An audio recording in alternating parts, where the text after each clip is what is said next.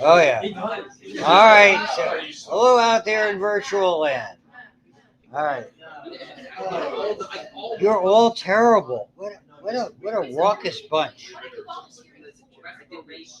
All right, here. So while I'm getting a chair,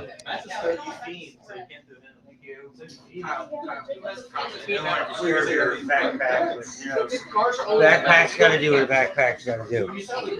Everybody, the sooner we get started, the sooner you get out of here. Good idea. The important part. So I just want to, basically, I'm still very low today.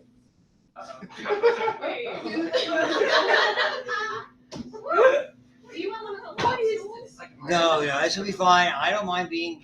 Who's going to see me? Good point. The only one the dog is taller than I am, easily. I'm fine. It's a little distant.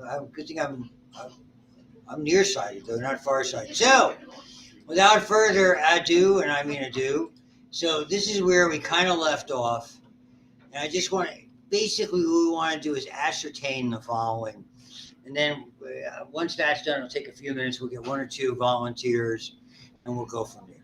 So this is what I was talking about, all of these influencing factors and the dimensions, but this is really the meat of the subject is here.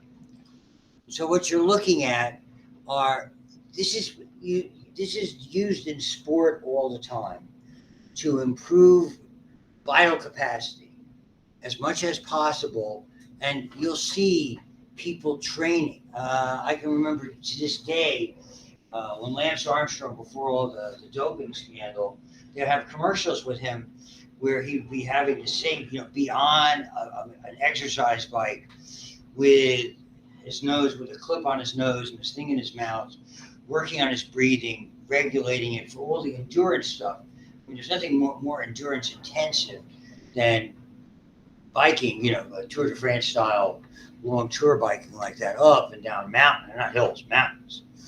It's just fascinating. So you could basically, this is what they're doing. They're monitoring this. We're going to monitor it digitally, as opposed to the old days that I talked about with the water drum, which was interesting. It was a really great setup at IUP. They had a guy who was teaching physiology here for about 30 years, who had this whole, and thank goodness they got it set up for us. And we were just doing nursing students. We were doing the majors or anything like that. Oh, it was just a great setup. And you had athletes in the class. You could get them on the bike and get them run up and down the stairs or outside. It was a really neat setup. A little more difficult to do here. So I actually tried to do this once up at the gym. I don't know what's going on. Do you guys have to wear masks in there still? Oh, thank God. Yeah, because for about 3 years we couldn't bother. 2021, 22, that was all done. Because the lockdown was 20, we were off campus. In the last 2 years, they were very restricted about what something's going to do. So I didn't necessarily, I haven't had the occasion to take this equipment up. I used to take up that old thing and lug it, and we do stuff like that. But so, maybe in another era, it might be fun to do that one day for a fun lab. Maybe the weather's nicer. We don't have a whole lot of lab time, but I could record some stuff. Let me think about that. Nevertheless, what you're looking at this number, like I said, vital capacity versus total lung. So the whole, let's say 6 liters for argument's sake. If somebody's got effectively a useful or vital capacity, the availability of volume to exchange oxygen and carbon dioxide to the tune of 5 out of 6 liters, they're extraordinarily healthy. And so these are roughly the numbers that you can see, and you can use this chart to look at what the typical volumes are. And obviously you're going to see some varying changes based on their estimated total lung capacity. So in men, average, whatever criteria they were using when they wrote this book, 6 liters for men. So you can see the percentages roughly, at least looking at just off the top of my head, 70% of the total lung capacity there. However that would be. I'm sure there's a lot of variation, and so I'm just curious what it is, and we'll estimate it. But for most of us, you would like to see to be approaching, typically for women, 2 liters, for men 3 liters. And I've had some enormous numbers in the old days. I don't think they were quite as accurate as this digital equipment. we had the old sort of that displaceable, air would displace the water by volume equipment. So certain things are part of it. Inherent, there's anatomical dead space and there's functional dead space. That combination is the total dead space, as it were. So if you go back and look what we're looking at here, when you're looking at the residual volume, the amount of the remaining in the lungs after a forced expiration, and this is what we're going to do, take your deepest breath and blow it out, okay, as hard as you can and as fast as you can, because there's a reason for that. Because it's not just about determining the vital capacity and the percentage thereof.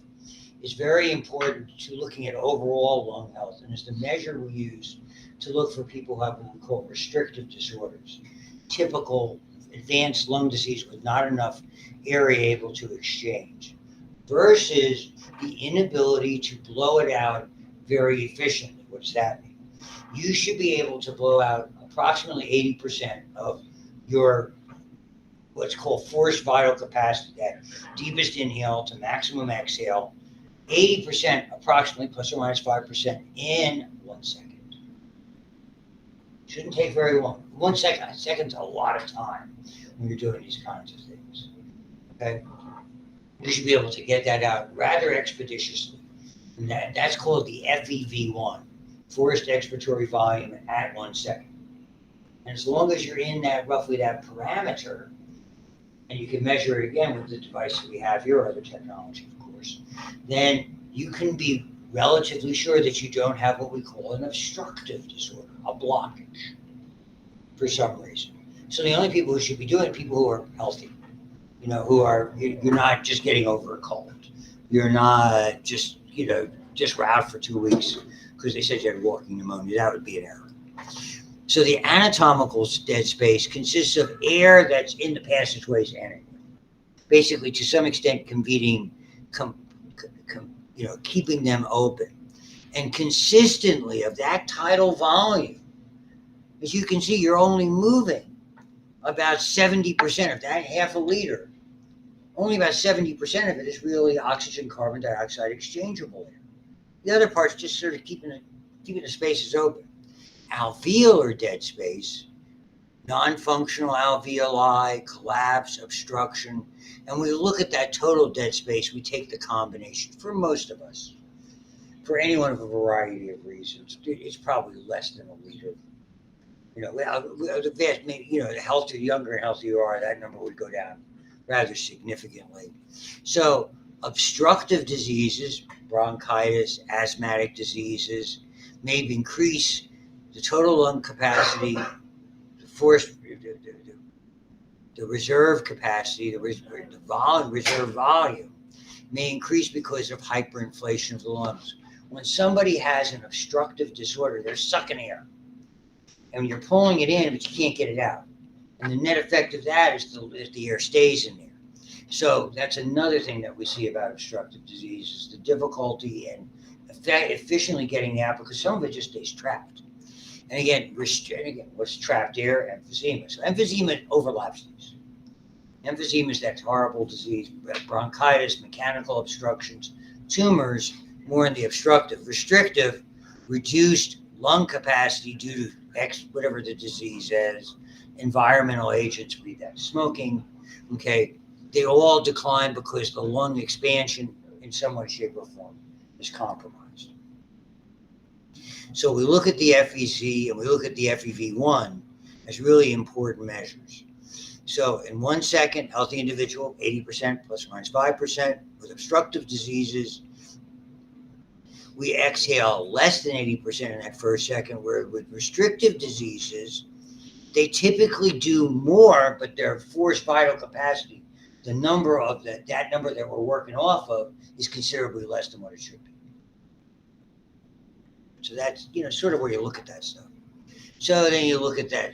This all boils down to minute ventilations, the total amount of gas that flows in or out the tract in a minute. Again, we want to make this coincide with cardiac output.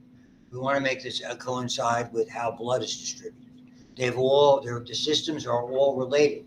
to one another. If there's a fault in one, it impacts all the others. So at rest, it's about 6 liters. But when you're really, workout and you can work on your peak, and that's the remarkable difference in athletic training today than it was before. I mean, when you look, from a lot of us are football addicts, and you sit there and look at the combine, look at the numbers. You never saw 300-pound guys running, under 5 seconds in the floor. Are you kidding me? That Nolan Smith guy, really. Oh my God! Whatever, yeah. I mean, and this is the training staffs, the sports science itself it's dramatically. Every so often, back in the 60s or so, you'd have remarkable the size of the athletes. If you go back and look at those heyday Steelers, the 4 Super Bowls, I mean, the average linebacker size, 210, 220. They had 2 light linebackers. Lambert and Ham were both. Lambert was 225. Jack Ham was 210. So Ham's not big. Not a big guy. State whenever I see him all the time. He's very. You're next he's to frail. Lewis. I can take him. Well, I love Jack Ham. I talked to the guy before. Cool guy. Of that group, you know who's mean? They used to have. You may run into. He lives up in like Worthington, that area, the Canning area. Every so often, they would have these hockey. They have like a whole group of these ex-pros athletes, and they play hockey against, faculty. Oh, he was mean. He is mean ass. Because I knew when my kids were little, they used to train with Mario's brother Elaine. He was a pro, but I was never. Oh my God, remember? He was evil. You want to see a big guy on ice? Jay Caulfield. Here's a very big guy on ice. Great Caulfield story for you hockey fans. Not that we're having such a good year this year, but sooner or later, all good things come to an end.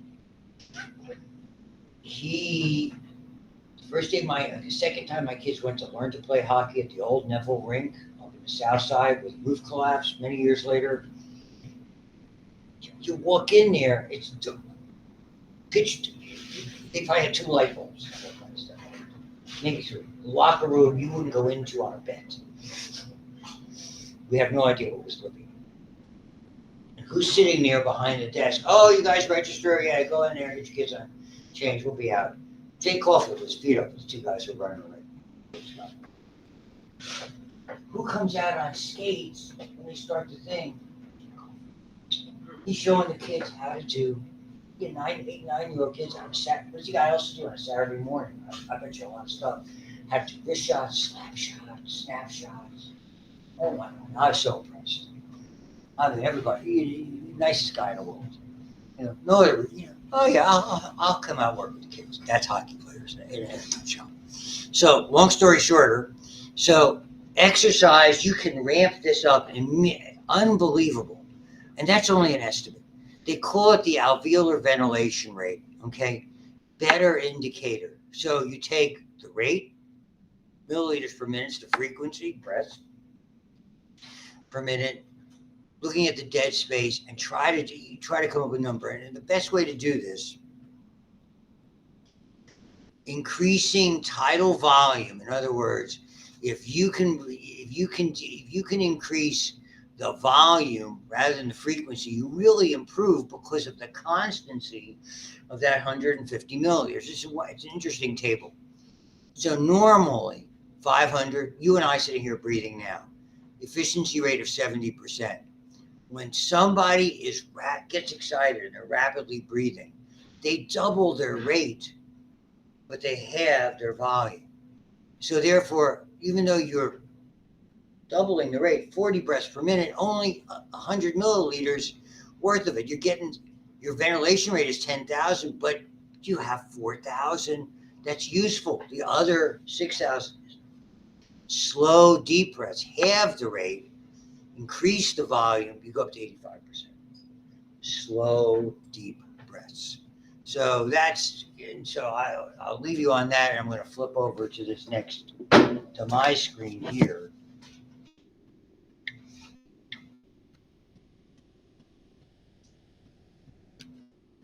So I'll show you what I've hooked up on the old computer. The protocol involved, and it's been warming up for sufficiently, so we do need a volunteer or two. These are all, everything, these are all sterile sets. I've got the sterile part sitting inside. What I have it hooked up, all we have to do is put this little gizmo. So that is nothing more than a cylinder. So these are all sterile cylinders. Whoever the subject is has to put this over their nose. So, because we just want to do breathing in and out of the mouth. We're going to obstruct the nose for the time being. And then you have to create as good a seal as you possibly can around this hollow tube. Okay, basically, we measure from there. You want to volunteer? I can't do it today, sorry. Anybody? I guess I'll try it. Oh, yes, we have a winner in New York. I'm so happy. I did. This is going invasive, man. Non-invasive. We'll do this in cups. So, have a chair. Make yourself at home. This on your nose. You can figure out how to do it. It's like my ears are all clogged. Like this, or like? Yeah, like that. So just now you're gonna just get used to breathing in and out with that thing on your. Take this out, and effectively you're gonna seal this with your mouth around it. So just start breathing in and out. Now I'll just read through the rest of the protocol instructions that are here. So effectively, that's the setup. We don't need a lot of apparatus. Sit quietly and become accustomed to breathing. You want to hold it upright like that. Yeah, like that, exactly. Breathe normally. Hold the flow head so the outlets are pointed up, if you can. So up a little bit like that. Remove the flow head from his or her mouth and hold their mouth low. Position prevents breathing from moving the flow head. Okay. So we start by recording, but don't begin breathing for a little bit. Let me get it started recorded with that. So you can even take it out a little bit temporarily. Okay. And just hold it there. And so it'll give me a chance to scale it. So I have one cooked up here and I'll start pressing that. So, I have the seconds going on the bottom.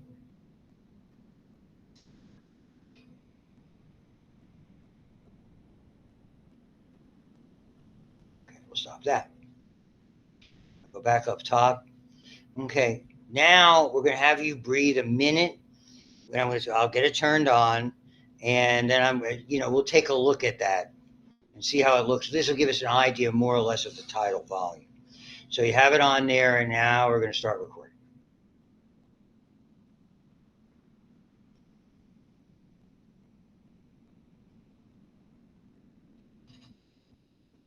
You're breathing? I didn't know you started.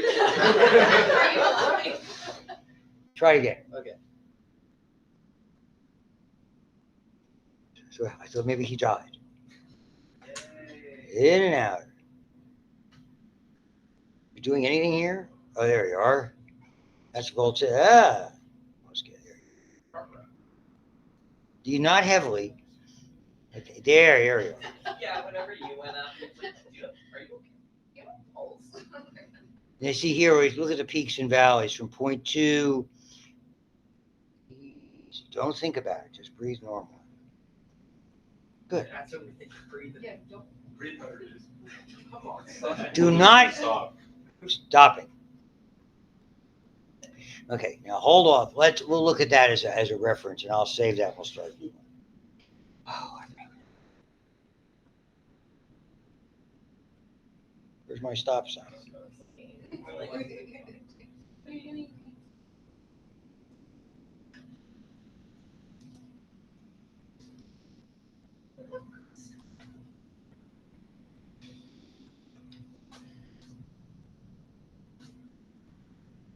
Yay! Now we'll get you a new one.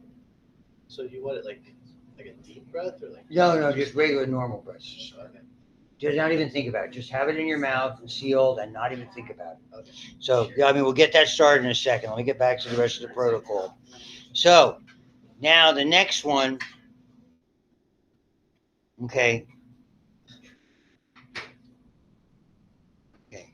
Now we're going to start to do it more intriguingly. So when I send you this, you can take a look at the upper right hand corner which is the volume, and it measures the tidal volume. It should read about, again, half a liter.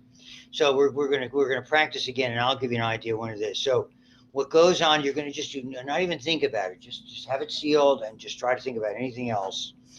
Okay. So we're going to start 10 seconds, then I'm going to have you put the thing in and get started with it. So keep it out of the mouth for now. Then 10 or 15 normal breaths, and then the biggest breath that you can, and blow it out. Then 10 or 15 normal breaths, and we'll do it like 2 or 3 times to get a number. Okay? Get the idea? So 10 to 15 normal. Yeah. So let me just get 10 seconds run just to establish parameters.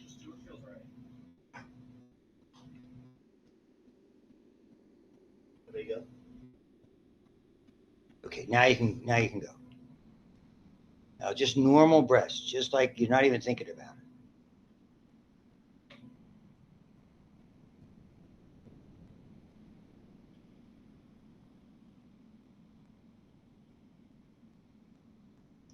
Whatever you want to do, you get about 10 of those babies in. And whenever you want to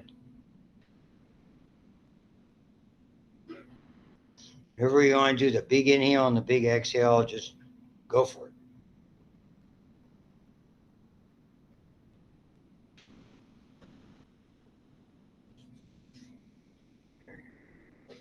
Okay, now keep it in and just back to normal breathing. That wasn't too bad. Again, whenever you're ready, give it a shot.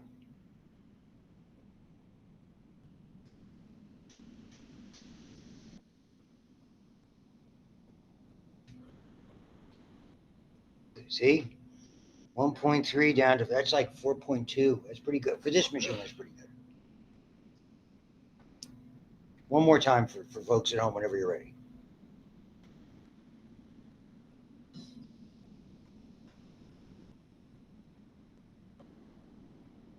Stop it.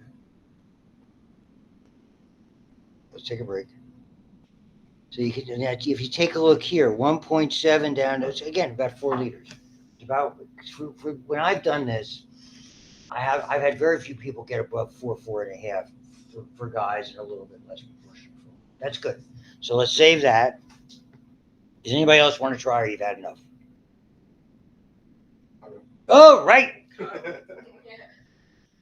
Okay, so here you can, all right, that we recycle. This, we take this off. We're going to do duck that. Those are used ones, throwaways. We don't recycle. Oh, that does it. So this goes. That you get rid of. I need the nose clips.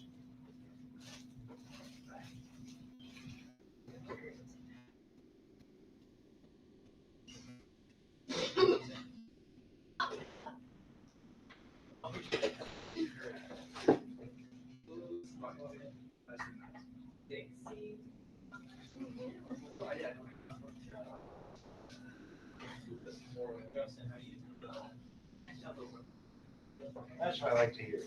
We like volunteers. Like Mike Tomlin. We want volunteers, not hostages. So you have to get ready with that thing on your nose to get used to it. Just try a little breathing in and out for fun. We don't even start yet until I get this one saved. I have to hold it up like this. A little bit more, at least level or slightly. Yeah, that part pointing up. Okay.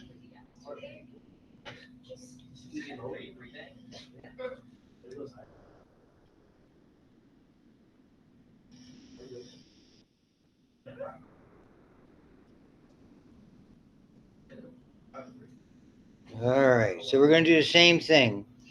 So we're going to get you started. This is just like trial breathing. So let me get a new one out here. The new one, and wait a minute. Let me just run this for about 10 seconds. So when you can, by the time you just put that in, you got to go ahead and you can start. Just normal breathing.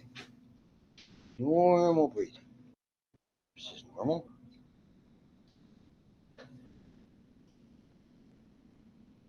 less.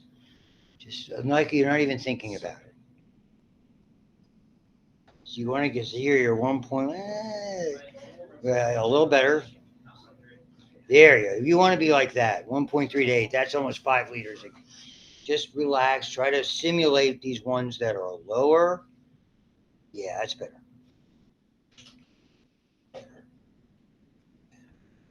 Yeah, we're doing good. Just relax. Oh, very good. Okay, stop. Right, you can take it out for a second. We're going to give this a file save.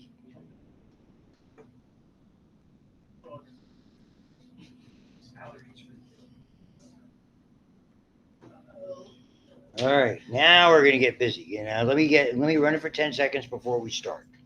Then you put it in your mouth, and we'll go from there. Give it a 10-second start. Supposed to be new.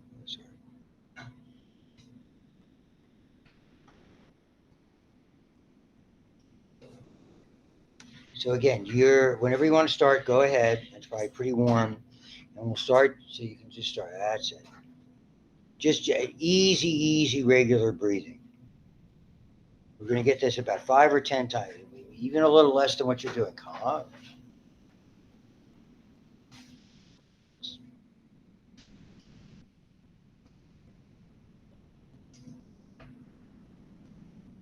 So at any time you want it, whenever you're ready, the deepest breath you can, hold it in and get rid of it as fast as you can.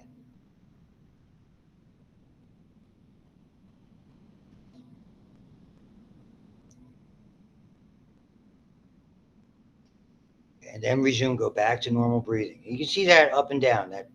You see how fast that happened. Fraction of a second, really. So you can try to do that again. See if you can do more in the last one, whenever you're ready.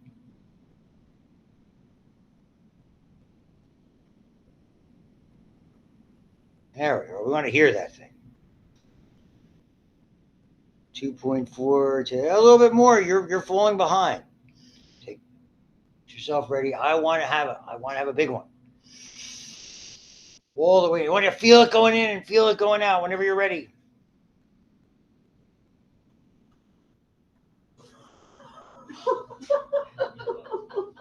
Okay. That was really good. 4.2, 4.5. Yes, a winner in New York.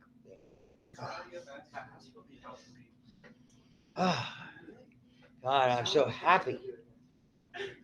Okay, so imagine, if you will, that you're a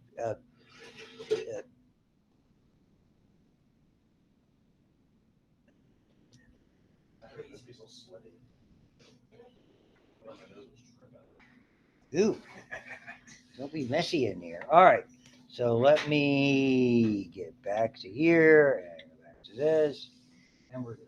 Make it look good. Okay. Now, so you get an idea, and I'll send you so you can take a look at the things. So you can imagine that in sport, that's what they do. When they're looking for endurance, they're looking for certain activities.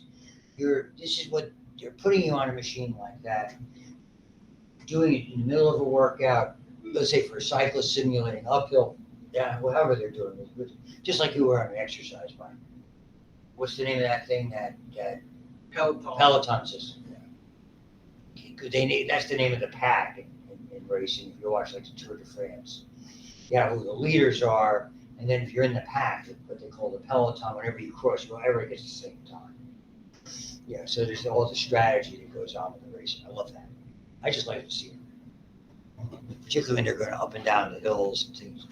Because you always have the same guy from England doing it. Oh, the Tour, the Cour de Marillac. He's got a puncture.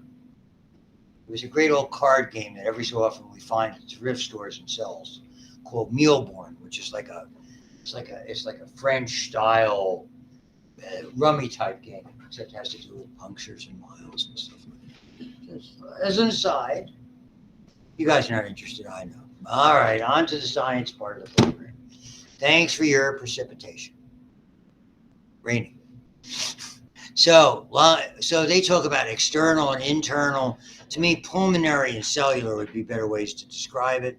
This is the physics, again, of this. So they have, again, partial pressures are effectively a way of expressing concentration. So we all know about that, and we know roughly the 80-20, more or less, average 78.6 of air. Therefore, the partial pressure can be calculated in a number of milligrams of mercury. And the same for oxygen, which is not 20, but a little bit more than 20. But we always talk about roughly the 80-20 mix that's there. And in the proportionate changes you get, let's say, at elevation or at compression that are there. Whereas we in Star Trek family call a Class M planet.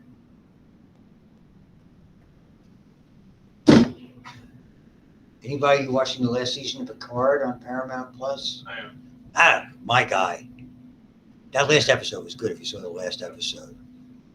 Anything that has Worf in it, I'm excited. I Worf. watched the original. What? I never got into New Generation. Oh, Next Generation. TNG's great. Next Generation, my bad. My dad loved Picard. Like, he watched as I didn't like the first couple of seasons Really? as much as I wasn't like going crazy over it. I mean, the best story arc for the whole thing was DS9, I think, because they've dovetailed that into this last season of it. Changed things. And the late Renee Auberjonois, which is a wonderful cat. I love that. It's great.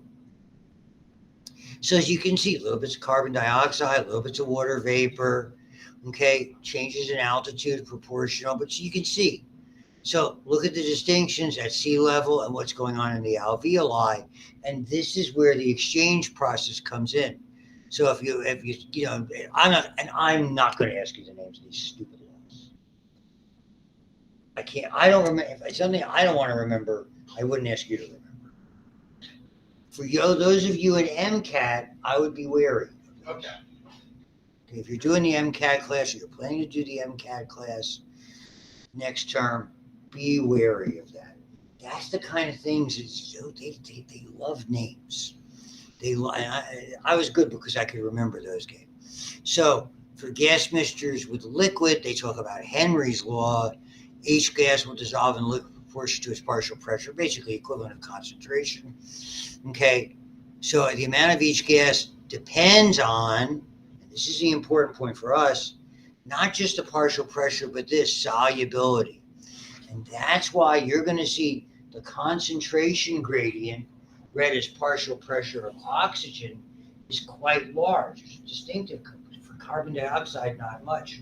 Why do they move equally? Molecularly speaking, carbon dioxide is much more soluble. It moves more easily through that. That's a critical point. So, and again, temperature plays a role in this as well. That's that whole idea of moisturizing and warming the air as it comes in.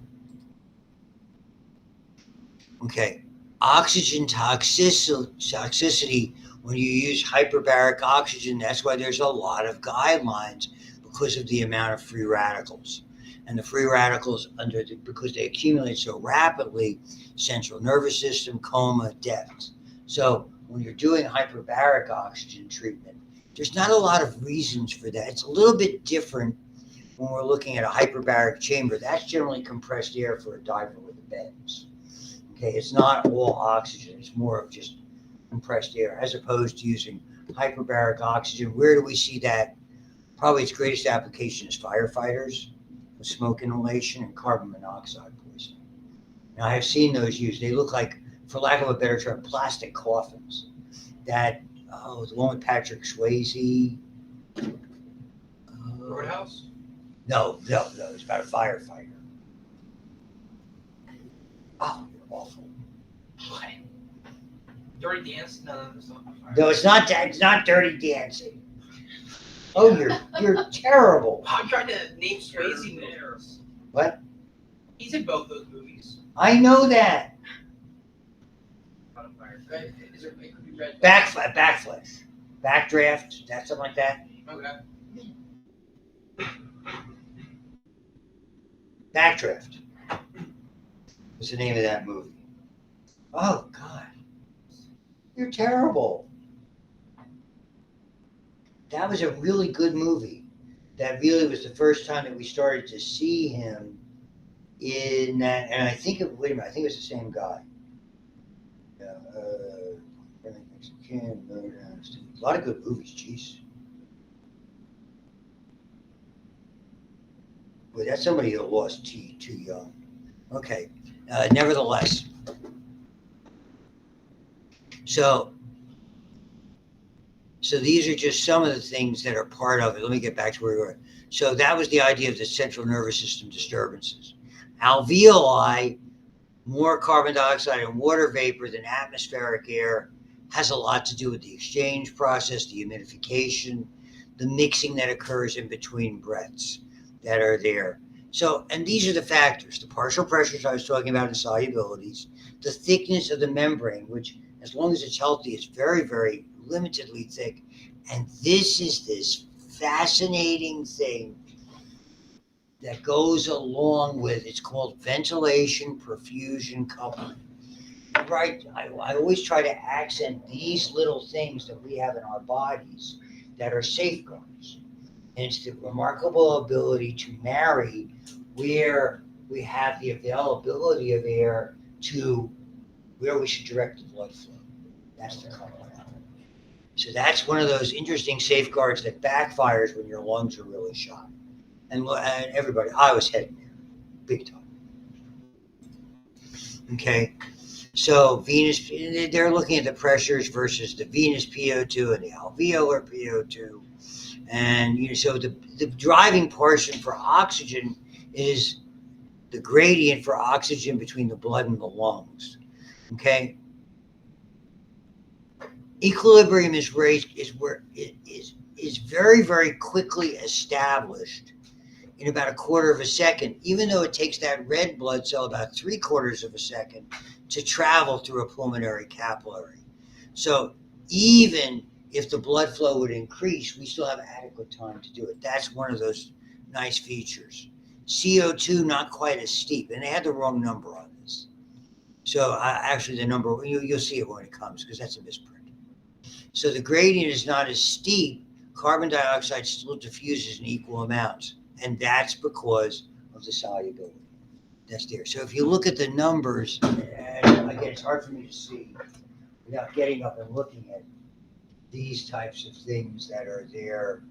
You can see where the air is inspired at 160. When it gets to the lung, that 40 and 40 was incorrect. You can see it's up to 104. So there's a rather large concentration gradient of oxygen that drives, compared to the 40, that you begin to see blood leaving tissues and entering the lungs. The oxygen is 40 compared to 104.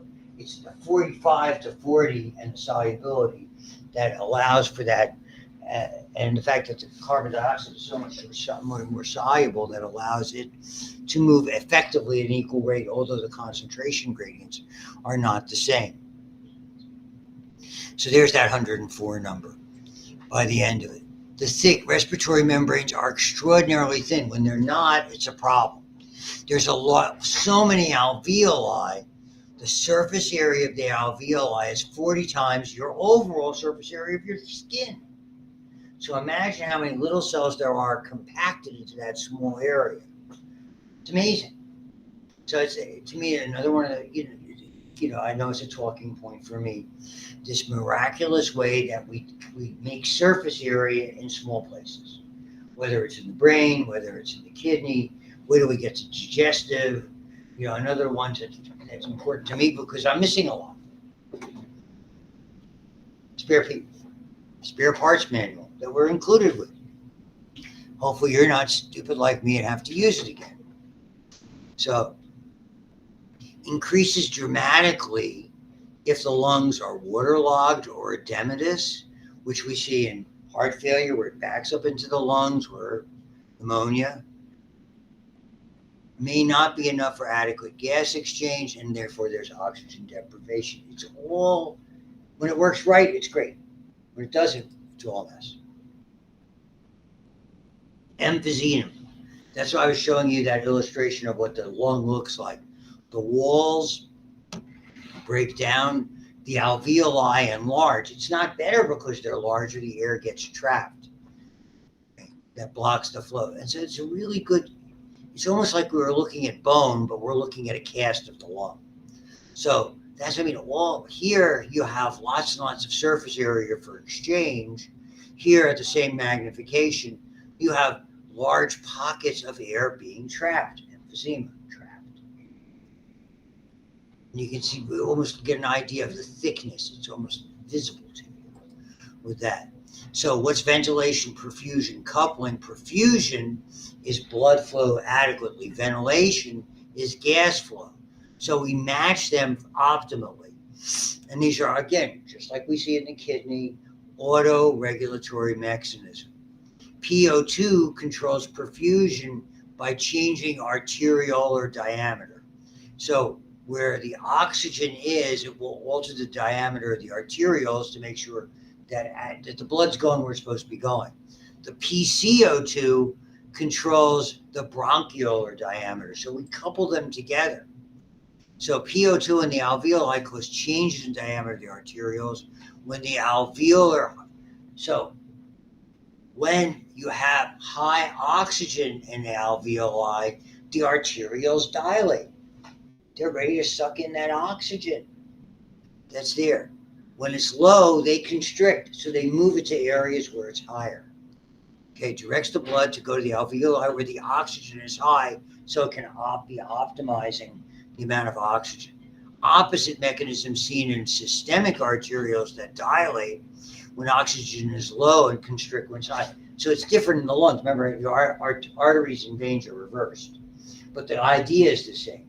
So in a tissue, let's say it's going to a leg that doesn't have adequate circulation, for argument's sake. So it'll dilate when oxygen is low and constrict when it's high. So those blood vessels going to the extremity will try to optimize it for somebody who might have incipient vascular disease or incipient gangrene.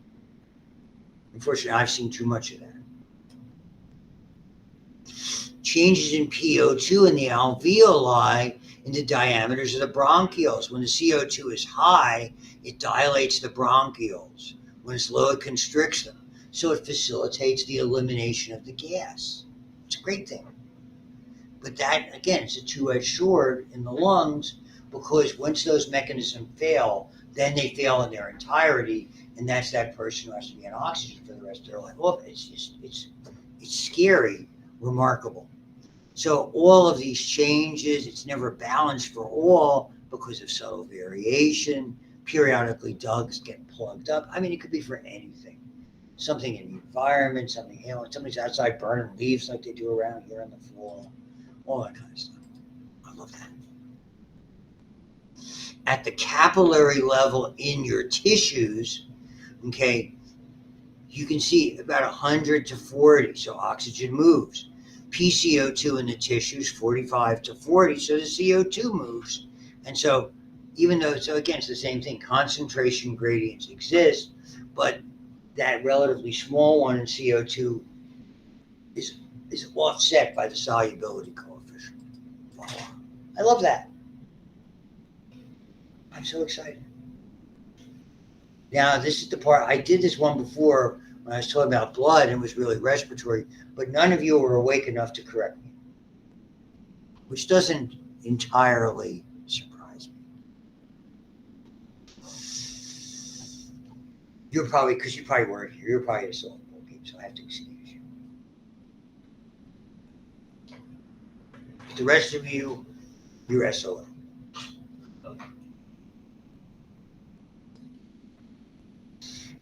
They wonder. They wonder.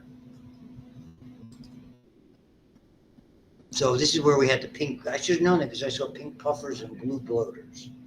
Interestingly, I was the prototype for a blue bloater. Barrel chest. I have a big chest. I told you this story. My mother's maiden name. Okay. Crumholtz. Yeah. So usually the family name was Crumb. Her nickname in high school was Crummy. She graduated in 1936. It was a while ago. Okay.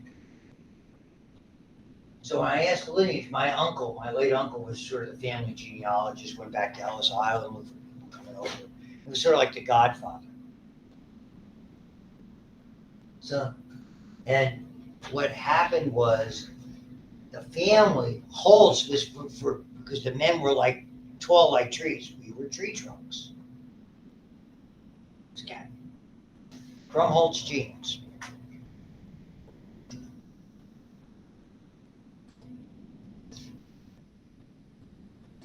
So, oxygen, we went over this. This was why I thought it was the right one because we're looking at oxygen transport and the oxygen solubility. We already did this. It's not going to take long. So we know that oxygen, a little bit in the plasma, mostly on hemoglobin. That was the hemoglobin. We already did this, so I don't have to go over it again. You can look at the last time we were here on Monday on the 13th. Look at that recording because I put it on. That's there. So the loading and unloading, whether it was saturated, it's all four heme groups, less than all four partially saturated. What are the influencing factors? Again, the amount of oxygen. As oxygen begins to unload, it facilitates unloading. Things like temperature play a role, pH plays a role, because when we start to see the pH drop down, indicating there's a greater degree of acidity in the blood, we might even read that as lactic acid. It says, hey, we need more oxygen in the tissues to offset it. PCO2 certainly plays a role, the biggest influencing factor on respiration. And that BPG, that chemical that's produced as oxygen levels are lower, we see it facilitates the oxygen being enabled to come off the hemoglobin and be delivered to the tissues. That's an important point. So oxygen heavily influences the release off the hemoglobin. That's the curve. We know it's not a linear curve. We're not going to go into it again. The best way to define it is slippery slope 101. That's why pulse ox measures, and I used to do them in class, but you guys are too healthy. It's just, I need you when you're sick. You're not that sick. It's not like you're sitting here, oh my God, I'm dying. Not yet. No, you got a long way to go. Another 70 years, fine. Maybe 80. I'm going to be seeing a 96-year-old woman in a couple of hours. My mother. So I'm trying to get her tax stuff ready for a good old H&R. Oh, yeah. So it's because they keep nagging me, confirm your appointment. She's not going there. I'm going to drop off the stuff. Here, take it, do it. We'll come and we'll take care of it.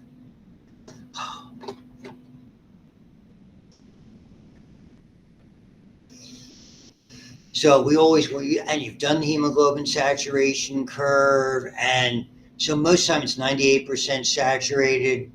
I mean, and even if you inhale more, you're not going to make changes that are there. Even when the oxygen concentration is down to 40 millimeters from 100, okay, 15% volume of percentage of hemoglobin is still 75%. That's that reserve. What alters it? Physical activity and location that are there. Increases in temperature, increasing degree of acidity, increasing amount of PCO2 and BPG play a role with altering the hemoglobin. All of those will result in a decrease of hemoglobin's affinity for oxygen at the systemic capillaries, and all of it's designed. When you have a temperature, you probably need more oxygen. You've increased the amount of lactic acid because your body's working harder for whatever reason. Your PCO2, you're not able, maybe you have a respiratory, maybe you have a minor flu or something along those times, some type of upper respiratory infection. And the BPG, all of those modifying the structure to allow oxygen unloading, what they call a shift of the disassociation curve that you looked at before to the right. It just makes it unload. And the opposite is true, okay? If we'll shift it in the other direction to the left and decrease it if the temperature, if it gets cooler, if you're heading toward alkalinity, if the PCO2 drops, if there's less BPG. So you can take a look at the way, here's that shift. Higher temperature, the slope is greater. Lower temperature, And so, and again, you're looking at it vis-a-vis the PCO2 levels that are there, normal arterial carbon dioxide versus increase versus decrease. BPG during glycolysis, cells metabolize the glucose, they use oxygen causing increases in PCO2 and hydrogen ions in that blood. So you have a declining blood pH, increasing PCO2, they call it the Bohr effect, proper name, capital BOHR, oxygen unloading. And what it does, again, one of those wonderful safeguards where the oxygen, where the blood goes where it's needed, in the areas that are being utilized or were damaged, that type of thing. Or with heat, active tissues. We went over this idea of the carbaminohemoglobin, carbon dioxide being transported, 70% roughly as in this fashion, the carbon dioxide, we have 7 to 10% in the blood, about 20% is carbaminohemoglobin, and the other 70%, more or less, is the major contributor to that remarkable buffer that we see in so many systems, but particularly so in respiratory and kidney. So that and the whole idea we went over last time, the alkaline tide and how we reverse that in the lungs, all of that's important. We're going to look at it again in kidney. When we get done with respiratory, we're going to digestive. We're going to look at the alkaline tide because it plays a significant role in the creation of hydrochloric acid, which is extraordinarily important for proper gastrointestinal function. It activates protein digestion.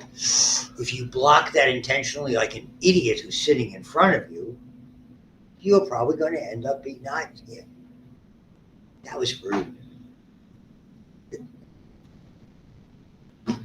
I will not share that because of my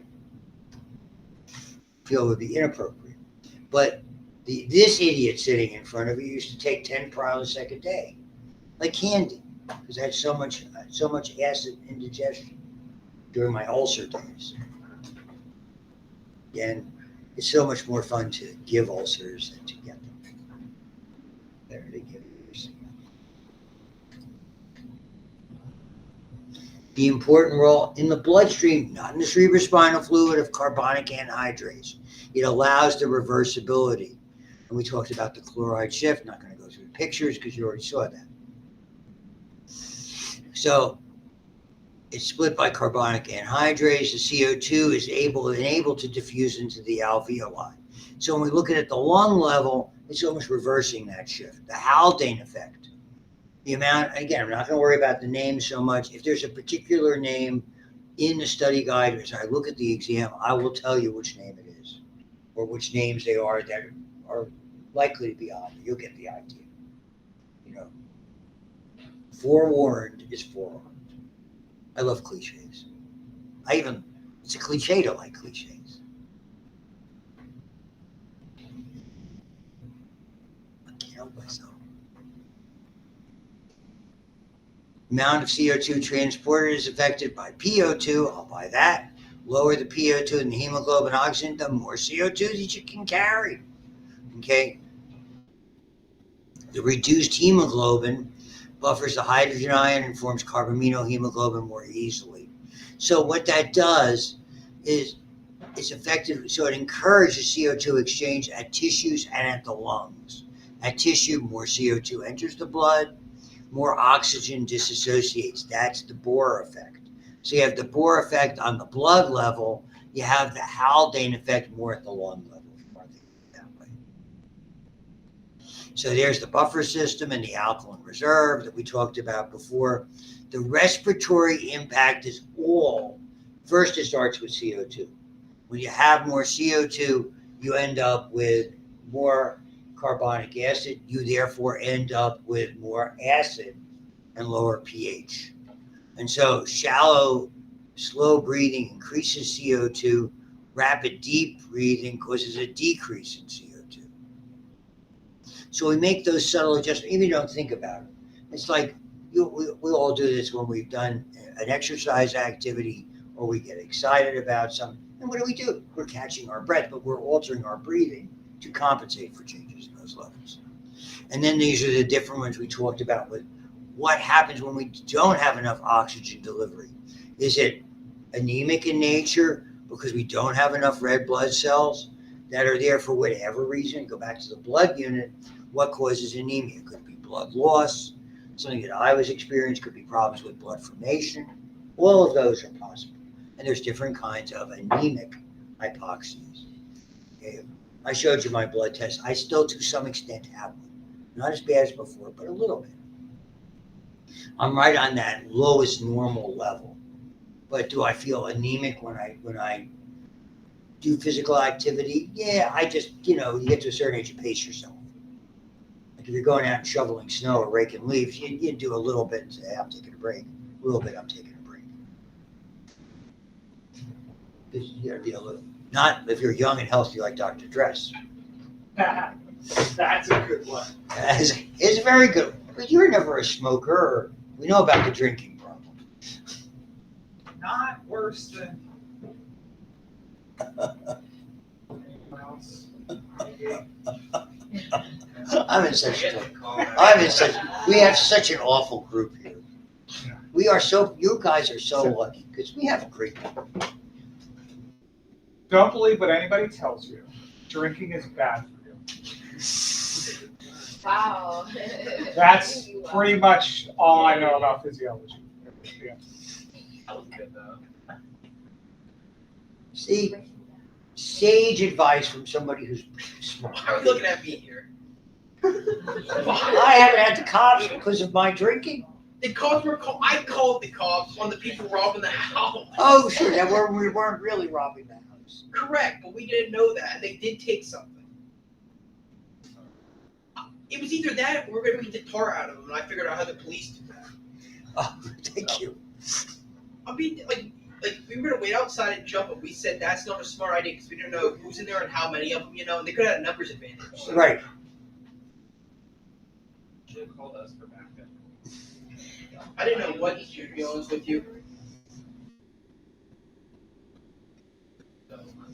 Do what they do in the Navy. Always travel with SEALs. We have Pittsburgh Spine, so we had Pittsburgh's Navy SEALs on location, so I felt safe. I asked my son, one of the ships he was on was called it was a littoral combat vessel. Mm-hmm. And basically its whole job was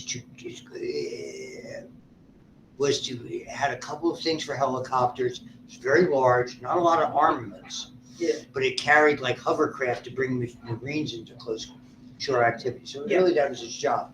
So I always said, hey, what kind of armaments do you have? He goes, no one's going to bother it. We carry 400 Marines. Who's going to mess with us? Point taken. So the biggest problem we have is keeping the Marines busy. A busy Marine is a Marine that's not busy gets into mischief. That's a problem. My one buddy's in Japan right now, overseas, and he's been doing nothing for the past. He'll go on his patrols or whatever, on the island, and then he'll go to all the restaurants and everything. But he's saying it's boring. But the best thing about Japan, you can do Mount Fuji, you can take the bullet train, you can go on the Ginza in Tokyo. No, my son was stationed at Sasebo, which is on the Hiroshima Nagasaki side of the main island. He enjoyed that. That wedding I was at, I showed you a picture. Yeah. They're leaving next week for 3 years in Japan. He's going to be flying fixed wings out of Japan.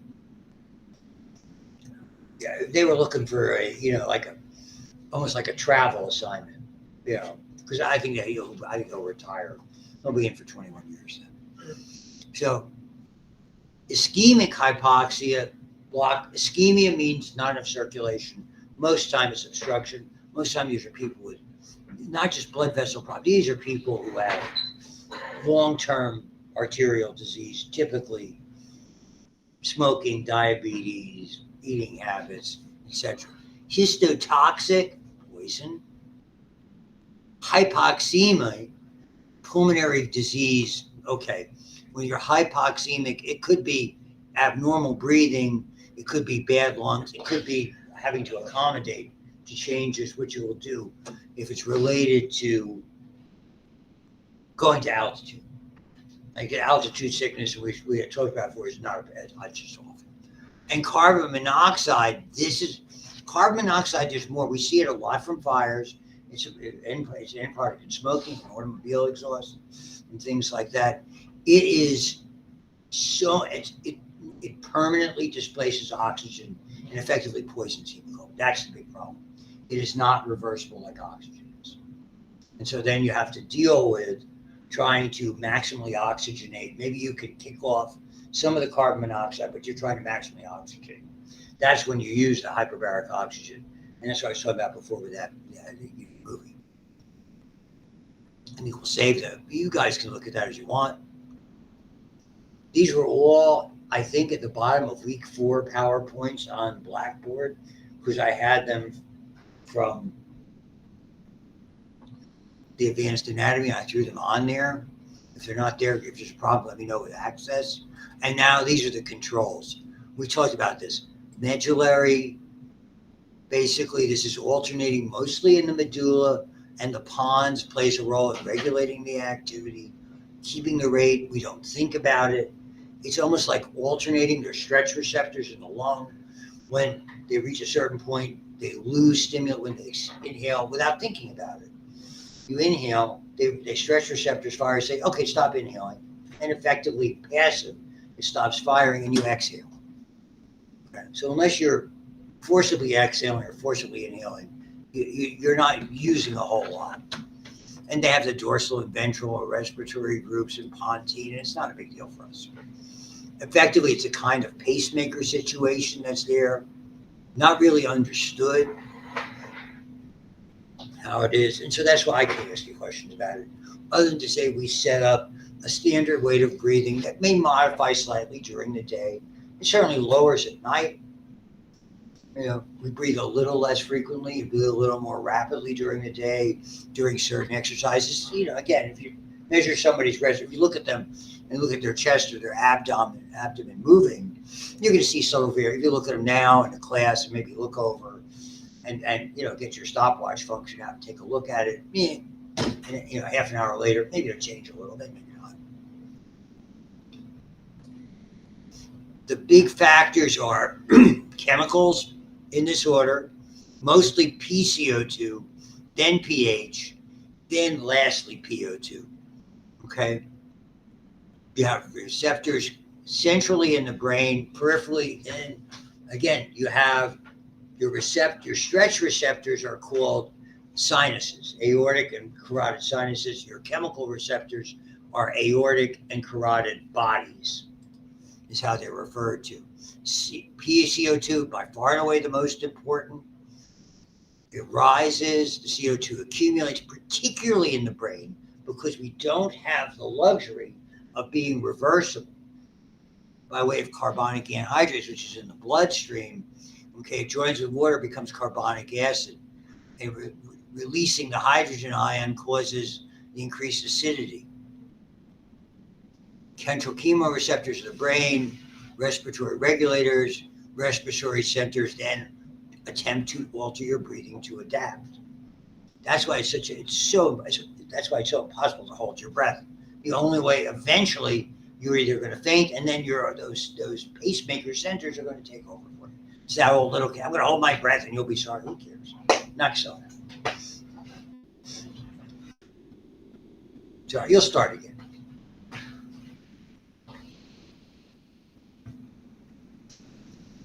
And so if it's differently with regard, blood PaCO2 levels decrease, respiration becomes slow and shallow.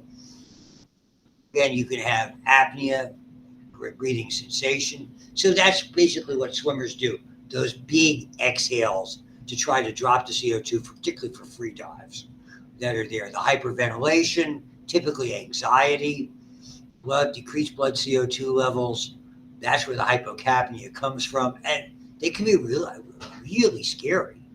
And so again, you're trying to eat that paper bag, still works. It's easy, you're just trying to gradually increase CO2.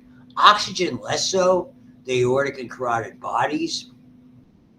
Slight effect on ventilation because of that reserve in the bloodstream. If it gets this low, it's big trouble anyway to me. pH does play a role. There are a lot of chemoreceptors for it. Lactic acid. We see this in diabetics. And that's the point for any of you going into medical fields, or if you, and we all know somebody, what tells you if the diabetic's out of control? They do something called Kussmaul breathing. First of all, that acetone breath or ketone breath is not played. It's like they were, you'll relate to this, on a drunk.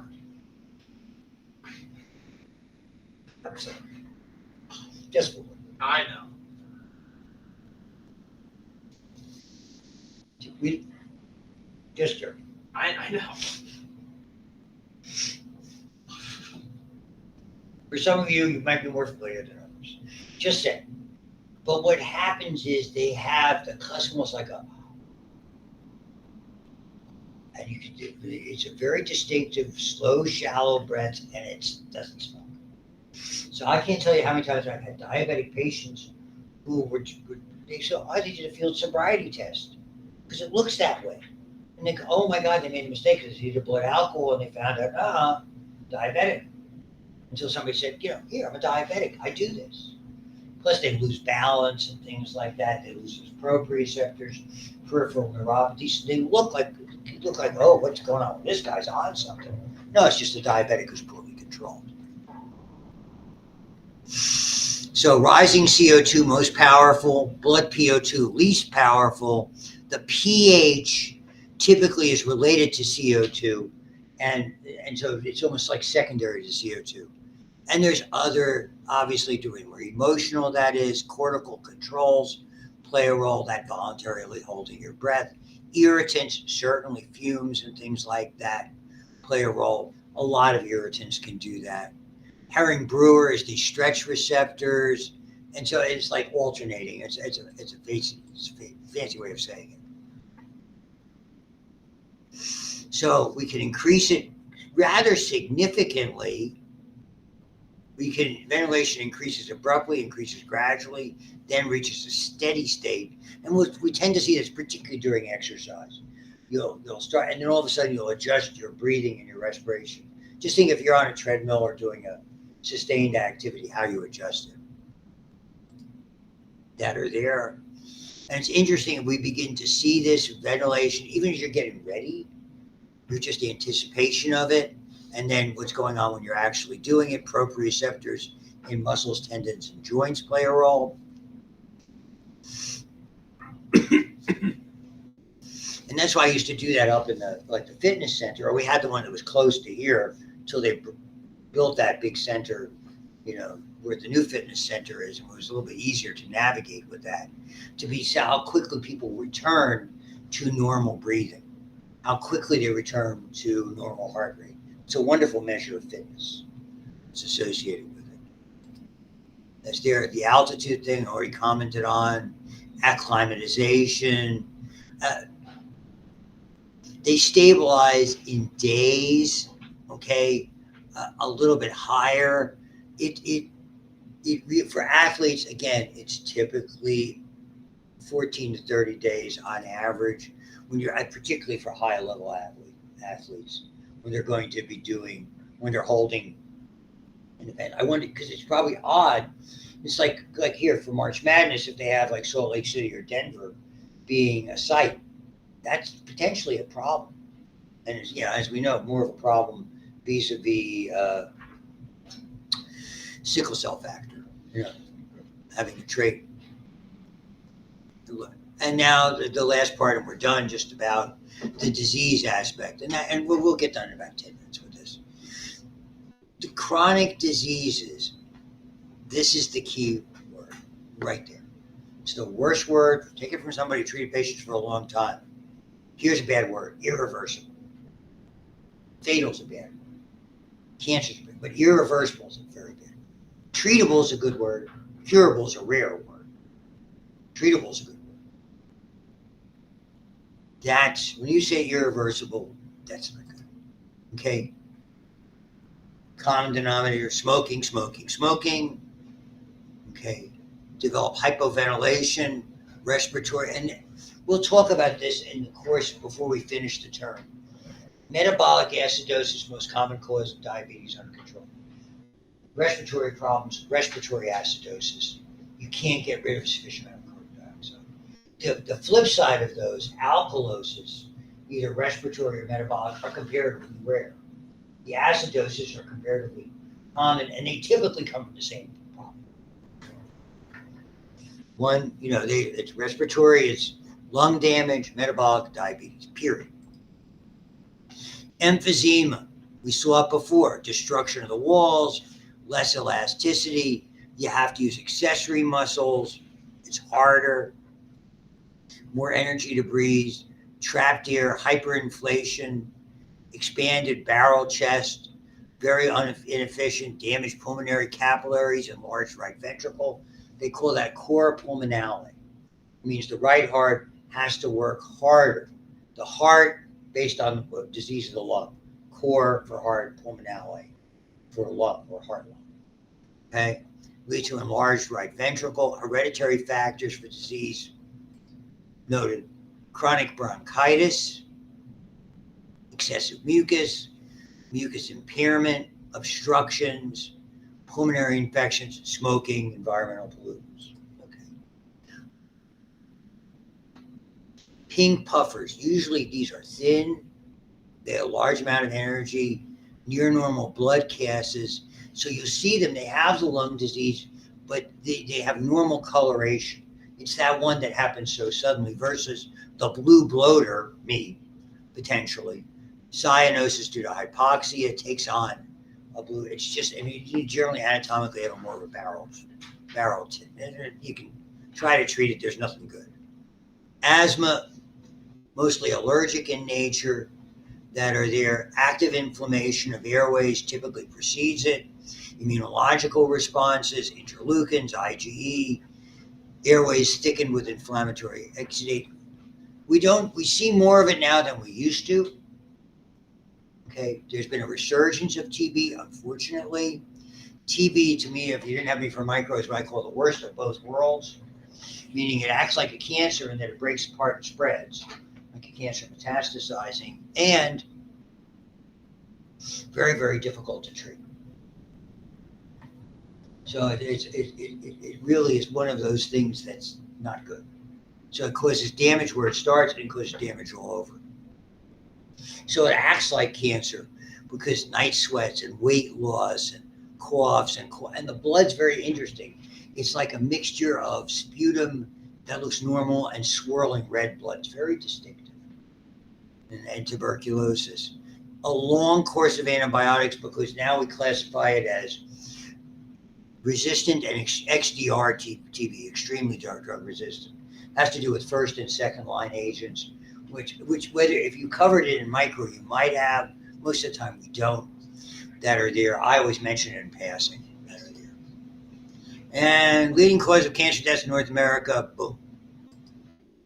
So the different cancers, the glandular adenocarcinomas originating in peripheral lung, bronchial glands, and alveolar cells. Most times these are type 1 cells, as are squamous cell carcinomas. These are, you don't want anybody to have them. They all have bad prognosis. At least there's more degree of treatment.